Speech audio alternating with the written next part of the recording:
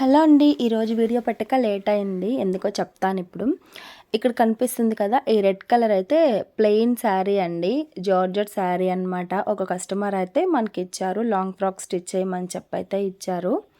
So నేను అదే మీకు ఇక్కడైతే చూపిస్తున్నాను. శారీ అయితే చాలా సాఫ్ట్గా బాగుందనమాట. ప్లెయిన్ శారీ. ఇట్లాంటి శారీస్తో కనుక లాంగ్ ఫ్రాక్ స్టిచ్ చేసుకుంటే అదిరిపోద్ది అసలు. నేను కూడా ఒక లాంగ్ ఫ్రాక్ అయితే స్టిచ్ చేశాను మా పాప కోసము. సేమ్ కలర్ క్లాత్తో నేను వీడియో కూడా పోస్ట్ చేశాను. చూడకపోతే ఒకసారి అయితే చూడండి. అండ్ ఇంకేది వచ్చేసి ప్లెయిన్ కలర్ శారీ అనమాట. కస్టమర్ అయితే ఇక్కడ మనకి ఏం చెప్పారంటే మగ్గం వర్క్ చేయమని అయితే చెప్పారండి. నెక్కి హ్యాండ్స్కి మగ్గం వర్క్ చేసి ఫ్రాక్ అయితే స్టిచ్ చేయండి అని అయితే చెప్పారనమాట. సో అందుకని చెప్పి నేనైతే మగ్గం వర్క్ చేశాను. నిన్నంతా కూడా ఈ దీంట్లోనే ఉండిపోయానమాట. ఇంకెలాంటి స్టిచ్చింగ్ కూడా చేయలేదు నేను. అందుకని చెప్పి వీడియో కూడా పెట్టలేదన్నమాట. మొన్న పెట్టిన వీడియోనే. ఇంక ఇక్కడ వచ్చేసి వర్క్ అయితే కంప్లీట్ అయిపోయిందండి. ఇప్పుడైతే ఫ్రంట్ నెక్ వచ్చేసి కట్ వర్క్ మోడల్లో పెట్టమని చెప్పారండి. అది కూడా పాల్స్తో కుట్టమని చెప్పారనమాట. మొత్తం అంతా కూడా ముత్యాల వర్క్ వచ్చినట్టు పెట్టమన్నారు.